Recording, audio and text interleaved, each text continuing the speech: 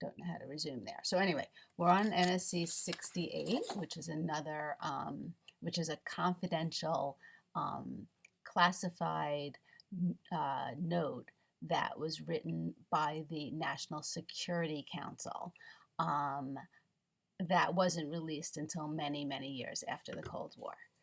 Actually, it was declassified in 1975, so it was during the Cold War that they released it, but it was very controversial at the time.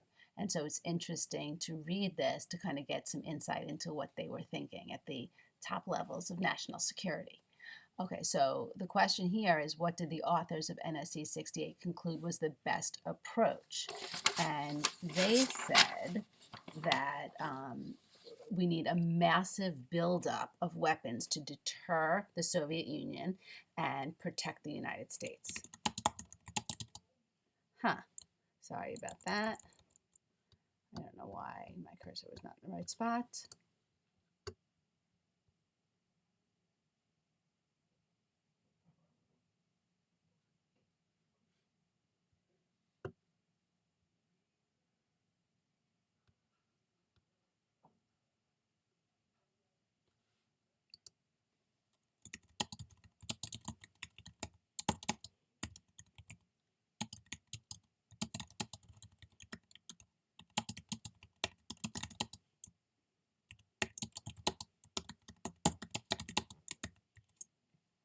And this is a deviation from the goals of the Atlantic Charter. Well, the Atlantic Charter proposed disarmament, so it's certainly a deviation.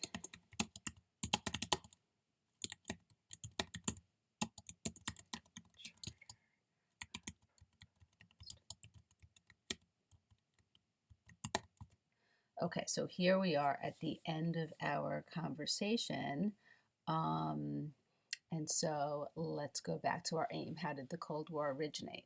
Well, there was a lot of tension between the United States and the Soviet Union during World War II, when it came time to launch an invasion of France on D-Day. That had been put off for a year, and the Soviets were angered by that. The Soviets felt betrayed by the use of the atomic bomb by the United States, and the United States felt that we really couldn't trust the Soviets because of their failure to allow free elections in Eastern Europe. But there's also a fundamental difference between the United States and the Soviet Union when it comes to their economies, that they are absolutely at odds with one another. That they, remember, a communist nation, they own everything as a community, so they don't believe in private property. And as we've been talking about since the beginning of the year, the United States values private property very, very highly. And so if communism is going to spread, as is their goal, remember, workers of the world unite, they're going to take over the world, and that would clearly cause a problem for property owning individuals inside the United States. And so, just ideologically, there's a difference right there. And then we see developments right after the